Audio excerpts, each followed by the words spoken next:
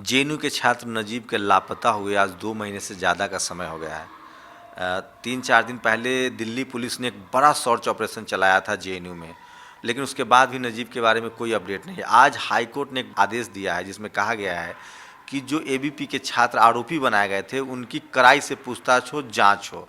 इन्हीं सब मुद्दों पर बात करने के लिए मेरे साथ जेएनयू छात्र संघ के प्रेसिडेंट मोहित पांडे हैं और मैं उनसे जानने की कोशिश करूंगा कि इस पूरे मामले में, चूंकि वो लगातार इस मामले पर लड़ते रहे हैं, संघर्ष करते रहे हैं, हाई कोर्ट तक मामले को ले गए हैं, तो क्या अपडेट है और आगे क्या जो संघर्ष का जो रास्ता है नजीब को लेकर, आगे की इनकी रणनीति क्या होगी। आज हाई कोर्ट ने जब कहा है कि आरोपियों से सघन जांच हो, पूछताछ हो, इससे पहले आप लोग यही मांग कर रहे थे लेकिन दिल्ली पुलिस रिस्पॉन्स नहीं कर रही थी। अब दिल्ली पुलिस का क्या रिस्पॉन्स होगा? देखिए, आज लगभग 69 डेज होने के बाद हाई कोर्ट ने बोला कि 9 आरोपी जो हैं जिन्होंने मारपीट की थी नजीब के साथ, उनकी कड़ाई से जांच हो, उनका सारा जो जहाँ पे भी रहने की जगह है वो सर्च की जाए, तो उनसे पूछताछ करने के साथ साथ उनका लाई डिटेक्टर टेस्ट तुरंत कराया जाए। देखिए, लगातार जो चीज़ हम लोग दिल्ली पुलिस से पहले दिन से प्रोटेस्ट करते हुए कह रहे थे। हम लोगों ने बसंत कुंज थाने पे प्रोटेस्ट किया, बसंत विहार थाने पे प्रोटेस्ट किया, पुलिस हेडक्वार्टर पे प्रोटेस्ट किया और लगातार ये बातें बोली कि आप तो बेसिक इंक्वायरी की जो बेसिक डिटेल्स हैं वो भी पूरा नहीं कर रहे हैं। अगर नजीब का मतलब गायब होने में आप जानते हैं कि एबीपी के लोगों ने उनके साथ मारपीट की, उनको धमकियां दी, और अगर आप इतनी बेसिक चीज़ें छोड़ रहे हैं, जो जिन लोगों ने मारपीट की है उनको जांच पड़ताल ही नहीं कर रहे हैं, तो सबसे बड़ा मतलब फ्लॉ है। और इस चीज़ को लगातार दिल्ली पुलिस ने पहले इग्नोर किया, जब कोर्ट ने फटकार लगाई तो करने आए।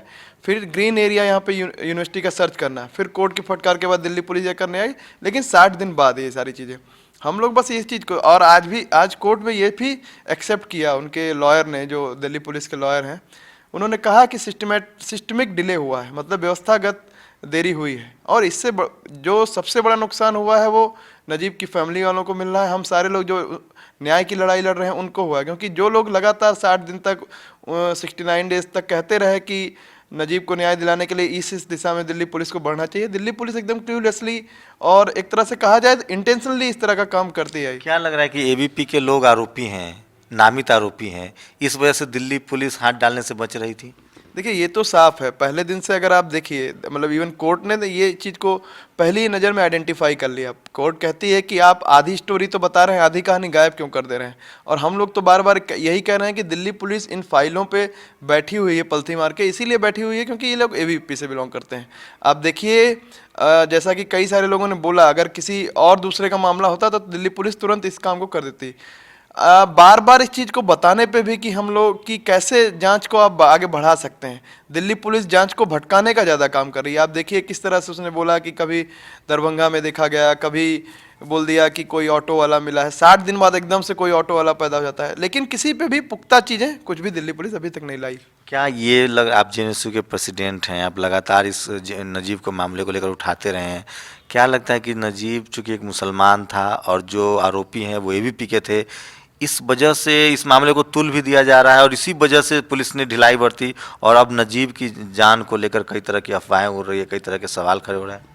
देखिए, ये तो साफ साफ है, एबीपी के लोगों ने इस सांप्रदायिक मानसिकता के चलते ही नजीब से मारपीट की, और जो आगे का पूरा उसके जो दिशा देने की कोशिश की वो भी पूरी सांप्रदायिकरण था। इवन अब आप देखे होंगे, अभी हाल की जो प्रेस रिलीज भेजी है एबीपी के लोगों ने, उसमें उनकी माँ, उनके परिवार पे भी गंभीर आरोप लगा दिए हैं कि उन लोगों ने गायब कराया।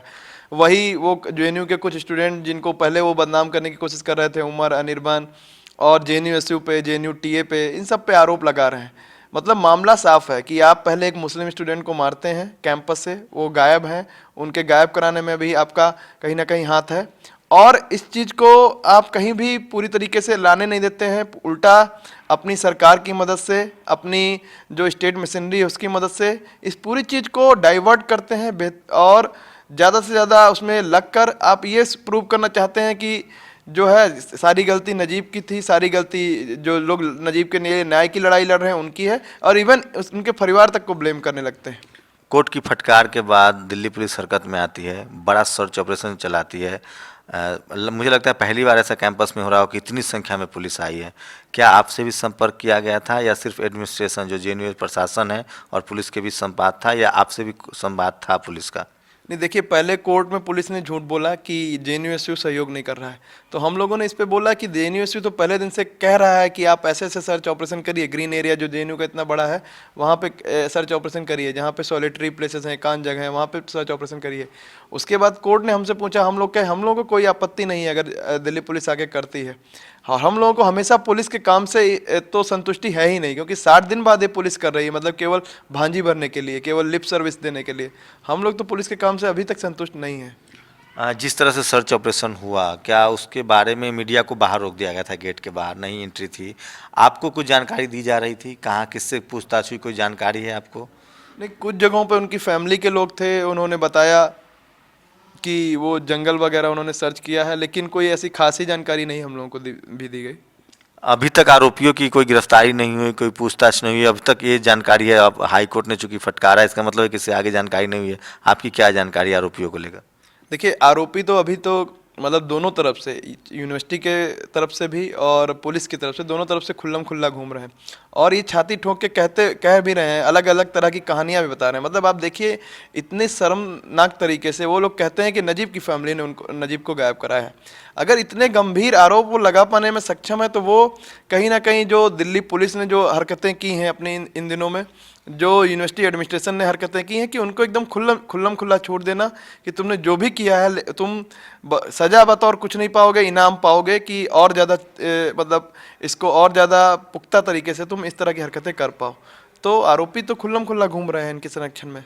जिस तरह से आप लोगों ने वाइस चांसलर का घेराव किया, उसके बाद एक इस तरह की भी आरोप लग रहे हैं कि जो वीसी हैं जेएनयू के, वो कहीं ना कहीं सरकार से गाइड हो रहे हैं, आरएसएस के से गाइड होने के आरोप लग रहे हैं। उनका क्या रवैया, जेएनयू प्रशासन का क्या रवैया लग रहा है आपको, कि वो नजीब को लेकर बहुत सीरियस नहीं है? देखिए, वाइस चांसलर का से तो हम लोग सवाल पूछने कई बार गए, और उसी सवाल पूछने में वाइस चांसलर ने उसको कभी घेराव बता दिया, कभी उनके घर पे अगर हम लोग प्रोटेस्ट करने गए तो उसको भी घेराव बता दिया। एक्चुअली ये वाइस चांसलर हम लोगों से बात करने से डरते हैं, दूसरी तरफ ये डिक्टेशन लेते हैं डायरेक्ट एबीवीपी और संघ वालों से। आप कल ही का बात देखिए, एबीवीपी के जो संगठन मंत्री हैं, नेशनल संगठन मंत्री, उनके साथ वाइस चांसलर ने स्टेज शेयर किया, उनको इन्वाइट किया बाकायदा एक यूनिवर्सिटी के इवेंट में। उसके 10 दिन पहले आपने एबीवीपी वालों को छोड़ा है नजीब के मामले में। नजीब के मामले में जो रिपोर्ट बनी थी, जो प्रॉक्टर रिपोर्ट थी, वो रिपोर्ट कहती थी कि नजीब के साथ मारपीट हुई, उनको डेरोगेटरी वर्ड्स बोले गए with provocative intention. Vice chancellor की जो फाइनल रिपोर्ट आती है, वाइस चांसलर जो रिपोर्ट भेजते हैं, उसमें क्या लिखवा देते हैं, स्कफल। पूरी तरह से अंदर अंदर रिपोर्ट ही बदल देते हैं। जब इस हद तक चाकरी करने का इनका इंटेंशन है, जब इस हद तक ये एबीपी को बचाने के लिए और आरएसएस की चाकरी करने को तैयार हैं, तब आप जान ही सकते हैं वाइस चांसलर का मंतव्य क्या है पूरा इस सब के पीछे। लेफ्ट को लेकर एक आरोप लग रहे हैं, जो एबीपी है या जो आपका अपोजिशन है, वो कह रहा है कि लेफ्ट पूरे मामले को लेकर, नजीब को लेकर एक पॉलिटिकल माइलेज लेने की कोशिश में है। देखिए, इसमें हम जहाँ तक समझते हैं, ये एक बहुत संवेदनशील मामला है, और सीधे मानवता, इंसानियत, जिसको हम लोग मतलब अपनी राजनीति से भी सीखते हैं। ऑब्वियसली हम लोग राजनीति तो कर रहे हैं, क्योंकि हम लोगों की राजनीति सिखाती है कि भाई इंसानियत के लिए लड़ो। अगर आपका फेलो स्टूडेंट गायब है और उसके साथ इतनी बुरी तरीके से मारपीट हुई है, संघ के लोग जो सत्ता में हैं, एबीवीपी के लोग जिनके सत्ता में डायरेक्ट लिंक हैं, उन लोगों ने करी है, तो हम लोग इसको मामले को उठाएंगे। अब देखिए, जो लोग इस मामले को पूरी तरह से डाइवर्ट करना चाहते हैं, वो अलग अलग बातें कह रहे हैं। वो कहीं भी कुछ सरकार के खिलाफ नहीं बोलेंगे, वो कहीं भी कुछ इस मामले की संवेदनशीलता है उसको लेकर कुछ नहीं बोलेंगे, लेकिन इसमें मतलब इस तरह की अलग अलग तरह की बातें करेंगे। हम लोगों का अभी भी साफ साफ यही मकसद है कि नजीब की सही सलामत वापसी हो कैंपस में, और जो लोग भी मारपीट में शामिल हैं उनको सजा मिले। जिस तरह से कुछ मैंने बापसा से मिला हूँ, कोई जो यूनिट है जेएनयू में, उनका कहना है कि जब से नए वाइस चांसलर आए हैं, तब से चाहे वो एससी एसटी के छात्रों, मुसलमान छात्र, उनको लगातार हर बात पर नोटिस जारी किया जा रहा है। इसको लेकर जेएनयू की क्या प्रतिक्रिया, क्या सचमुच कैंपस में इस तरह के माहौल बन रहे हैं? देखिए, वो तो वाइस चांसलर मतलब ये वाइस चांसलर जो हैं, सोशल जस्टिस की विचारधारा, जो भी डिप्राइव्ड सेक्शंस का स्पेस है इस कैंपस में, उसको पहले दिन से ही ख़त्म करने की कोशिश में। इसीलिए आप देखिए, जब 9 फरवरी का इंसिडेंट हुआ, तो वाइस चांसलर ने जो सबसे ज़्यादा जिन लोगों को नोटिस दिए थे, रामा नागा जैसे हो गए, यहाँ के सचिव हैं थे वो पिछली यूनियन में, उनको नोटिस दिया। कई सारे लोग, नोटिस देने वाले सारे लोग डिप्राइव्ड सेक्शन से आते हैं, और वो एक बड़ी पोजीशन पे जाके पहुँचते हैं, यूनियन के मेंबर बनते हैं, उन लोगों को नोटिस दिए गए। और उसके बाद आप देखिए, उसके पहले ओबीसी रिजर्वेशन खत्म करने की कोशिश की गई थी। इसी जो 2 लेवल पे ओबीसी रिजर्वेशन कोर्ट से लड़के एक साथी ने जीता था, उसको खत्म करने की कोशिश की गई। अभी आने वाले समय में लगातार ऐसी पॉलिसीज़ को वाइस चांसलर पुश करा रहे हैं, जिससे SC ST OBC और जो भी मतलब यहाँ पे डिप्राइव्ड सेक्शन के लिए एक स्पेस बना है वो ख़त्म होता रहे, लगातार उसको ख़त्म किया जाए। दूसरी तरफ जो भी लोग प्रोटेस्ट कर रहे हैं अपने हक की लड़ाई के लिए, उनको लगातार टारगेट किया जाए, विक्टिमाइज़ किया जाए। जेएनयू में एडमिन ब्लॉक को प्रोटेस्ट का के लिए जगह माना जाता था, उसको जिस तरह से घेराबंदी कर दी गई है, एकदम जेल में तब्दील कर दिया गया है, उस पर जेएनयू की क्या रणनीति होगी? क्या आप लोग उसको लेकर भी कोई रणनीति तैयार कर रहे हैं कि जिस तरह से आप लोग को एकदम से एडमिन ब्लॉक पे जाने से ही लग रहा है, इससे रोकने की कोशिश की जा रही है? देखिए, इन वाइस चांसलर का मकसद साफ है कि ये लगातार ऐसे स्टूडेंट्स को मतलब लगातार टारगेट करेंगे एक तरफ, दूसरी तरफ प्रोवोक करेंगे कि स्टूडेंट आके मतलब वहाँ पे इनसे भिड़ने के लिए आए। लेकिन देखिए, हम लोगों का रणनीति एक साफ रणनीति है। यहाँ की ताकत है कि 8000 स्टूडेंट जो यहाँ पे पढ़ता है, उसमें से राजनीतिक रूप से ज़्यादातर स्टूडेंट राजनीतिक रूप से जागरूक है और वो अपने हकों के लिए खड़ा होता है, अपने अधिकारों की लड़ाई लड़ता है। और पिछले समय में कई वाइस चांसलर को इस चीज़ के लिए यहाँ से जाना भी पड़ा है, कई वाइस चांसलर को इस तरह के सबक सीखने भी पड़े हैं। ये वाइस चांसलर एकदम आउटसाइडर वाइस चांसलर है, ये बाहर से आए हैं, जिनको मतलब एक दूसरी दुनिया में एकदम से लगता है कि आ गए हैं। लगता है एजेंडे के तहत तो कहीं नहीं जेएनयू में डिप्लॉय किया गया, जिस तरह से पिछले जो जेएनयू के प्रेसिडेंट थे उनके साथ जो मामला हुआ, देशद्रोह के जिस तरह से आरोप लगे, उसके बाद लगता है कि साजिश के तहत से एक ऐसा वाइस चांसलर डिप्लॉय किया गया है जिसको सरकार अपने कंट्रोल में रखना चाहती है, खासकर जेएनयू को लेकर, क्योंकि जेएनयू एक ऐसी जगह है जहाँ से देश दुनिया सब जगह जहाँ भी अत्याचार हो, शोषित वंचित के मामले हो, उसकी आवाज़ उठती है। कहीं इसको दबाने की कोशिश है? देखिए, इस वाइस चांसलर का सबसे जो अगर कहा जाए विशेषता है, ये वाइस चांसलर अपने तरफ से कुछ भी नहीं करते हैं, खुद की डिसीजन मेकिंग में कुछ भी नहीं। ये सीधे डिक्टेशन लेते हैं बीजेपी सरकार से, सीधे डिक्टेशन लेते हैं आरएसएस और एबीवीपी के लोगों से। इसीलिए आप देखिए, मतलब इनका अगर आप कुछ भी ट्विटर अकाउंट तक खंगालेंगे तो एबीवीपी के लोगों को रिट्वीट करते रहते हैं और सारे हर तरह से ये उन्हीं से डिक्टेशन लेके काम करते हैं। और साफ साफ एजेंडा तो है इसमें, क्योंकि जो बीजेपी बाहर करना चाहती है, आप आज ही देखिए बीजेपी के जो मंत्री हैं वीके सिंह, जो सेना से आए हैं, उन्होंने बोला हम आरक्षण ख़त्म करेंगे। वाइस चांसलर साहब जैसे ही यहाँ पे आते हैं तुरंत छेड़छाड़ शुरू कर देते हैं ओबीसी रिजर्वेशन के मामले से। अभी देखिए फी हाइक कर रहे हैं एंट्रेंस एग्जाम की। और आने वाले समय में इनका मकसद यही है कि जैसे जो भी स्पेस बना है जेएनयू में डिप्राइव्ड सेक्शंस के लिए, और लोगों ने लड़ के बनाया, ये स्पेस आसानी से नहीं मिला। आप देखिए 95 से जब ओबीसी डिप्राइवेशन पॉइंट लागू हुआ था यहाँ पे, तो सारे लोगों ने लड़ के, यूनियन के जो लीडर होते थे, यहाँ के जो लोग जो आ रहे थे लार्जर चंक में जो डिप्राइव्ड सेक्शन से, उन्होंने लड़ के स्पेस बनाया है। उसको ख़त्म करने का पूरा एजेंडा लेकर आए हैं। साथ ही साथ जो लोग इस तरह की आवाज़ें उठाते हैं, जैसे एससीयू में उठाया पूरा अपर मॉडल जो था, जिसमें रोहित वेमुला को विक्टिमाइज़ किया गया, जो लार्जर सॉलिडारिटी बनाना चाहते हैं, दलित मुस्लिम ओबीसी एक साथ मिलकर, ट्राइब आदिवासी एक साथ मिलकर लड़ाई लड़ना चाहते हैं, उसको पूरी तरह से पूरे टारगेट करना चाहते हैं। एक और सवाल की फ़ी हाइक की आपने बात कही, तो क्या उस पर आप लोग कोई विरोध करेंगे, प्रतिरोध करेंगे, अगर ये बात सामने आ रही कि एंट्रेंस फ़ी में इजाफा हो सकता है तो? देखिए, जो यहाँ पे जब मीटिंग थी उसमें हम लोगों ने प्रतिरोध किया इसका, और कल एसी मीटिंग है वहाँ पे भी हम लोग इसका प्रतिरोध करेंगे। और मतलब चूँकि ये बातचीत की तो उसमें विश्वास ही नहीं करते, बातचीत के जो प्रोसेस होती है विश्वास ही नहीं करते, तो हम लोग आगे बड़े बड़े मोबिलाइजेशन से, बड़ी बड़ी लामबंदियों से इसका विरोध जारी रखेंगे। जेएनयू में हमेशा टीचर एसोसिएशन और जेएनयू के बीच करीबी रिश्ता रहा है, दोनों एक मंच पर आते रहे हैं, तो इस बार कुछ लग रहा है कि जब से नई सरकार आई है तब से जो टीचर एसोसिएशन है उसमें भी दो धारा दिख रहा है आपको? देखिए, टीचर्स एसोसिएशन तो काफ़ी हद तक जेएनयू के साथ रहता है, और ऐसा नहीं है, मतलब ये एक अंडरस्टैंडिंग जो होती है, प्रिंसिपल अंडरस्टैंडिंग होती है, जहाँ पे हम लोगों के उनसे डिफरेंस होते हैं, जेएनयू रखता है, क्योंकि जेएनयू अपने आप में एक स्वायत्त संस्था है जो स्टूडेंट्स के लिए, स्टूडेंट्स के द्वारा ही चलता है। जहाँ पे हम लोगों को एक सॉलिडरिटी में जाने की बात होती है, वहाँ पे हम लोग एसोसिएशन के साथ रहते हैं। लेकिन आप जानते हैं, क्योंकि सरकारी अभी वीसी बैठे हैं, तो उन्होंने अपने कई सारे एक टीम बना के अपॉइंट की है। कई सारे टीचर ऐसे हैं जो उस टीम में काम करते हैं, साथ ही साथ वीसी और सरकार के एजेंडे के लिए काम कर रहे हैं। बहुत सारे ऐसे लोग हैं जिनके आप नाम भी गिना सकते हैं। वो जब मीटिंगों में बैठते हैं वो साफ साफ कहते हैं कि रिजर्वेशन की कोई ज़रूरत नहीं है, जनरल स्टूडेंट भी तो सफ़र कर रहे हैं। इस तरह की मतलब वाहियात बातें होती हैं और जेएनयू में होना शुरू हो गई हैं। आप सोच लीजिए, अगर आने वाले समय में इस वीसी की टीम और इस पूरे जो सरकारी मंसूबे हैं उसको यहाँ आने की जगह मिल गई, तो पूरी इस तरह की वाहियात बातें यहाँ के डोमिनेंट डिस्कोर्स बन जाएंगी।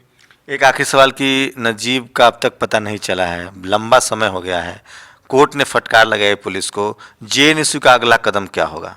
देखिए, अभी कोर्ट में तो हम लोग एक लड़ाई लड़ रहे हैं, बाकी हम लोग आगे की लड़ाई के लिए जल्द ही बैठने वाले हैं। आज ही बात हुई उनकी फैमिली से भी कि क्या हम लोग आगे कर, तो हम लोग एक वाइडर प्लेटफॉर्म बना के भी प्रोटेस्ट जारी रखेंगे, क्योंकि आप जानते हैं कई जगहों पे और भी जगहों पे प्रोटेस्ट हो रहे हैं नजीब को लेके।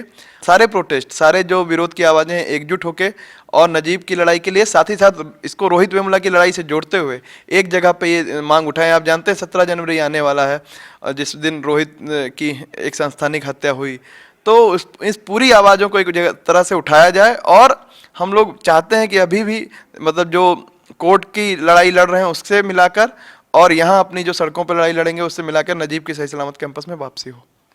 तो ये थे जेएनयू के प्रेसिडेंट मोहित पांडे, जिनकी माने तो नजीब को लेकर ये लोग लगातार लड़ाई लड़ रहे हैं। हाईकोर्ट में भी मामला है, लगातार कोर्ट दिल्ली पुलिस को फटकार रही है। उसके बाद एक खानापूर्ति की कोशिश की जा रही है। अभी तक नजीब का पता नहीं चला, 2 महीने से ज़्यादा का समय हो गया है। वहीं लगातार जिस तरह से जेएनयू को लेकर प्रतिक्रियाएं आ रही है, जिस तरह से प्रशासन हो, चाहे जेएनयू प्रशासन हो, आरएसएस हो, एबीपी के लोग हों, जिस तरह से विवाद लगातार जेएनयू को लेकर बढ़ता जा रहा है। जेएनयू जिसे वंचितों के लिए, शोषितों के लिए देश भर में, दुनिया भर में कहीं भी अन्याय हो, किसी तरह का अन्याय हो, उसके खिलाफ जेएनयू आवाज़ उठाता रहा है। बहुत सारे लोग ऐसा कह रहे हैं कि शायद सरकार के टारगेट पर जेएनयू है और जेएनयू को कुचलने की भी कोशिश की जा रही है। लेकिन सबसे ज़्यादा अहम हो जाता है जिस तरह से मुस्लिम छात्र नजीब, जिसको मुस्लिम की होने की वजह से ही उसे मारपीट की गई, वो लगातार लापता है। और उसको लेकर पूरे देश में गुस्सा बढ़ता जा रहा है, दिल्ली पुलिस पर भी दबाव बढ़ता जा रहा है, कोर्ट में भी फटकार लगा रही कि किसी कीमत पर नजीब को सही सलामत वापस लाया जाए। कैमरामैन गौतम के साथ शंभू कुमार सिंह, नेशनल दस्तक, जेएनयू, दिल्ली।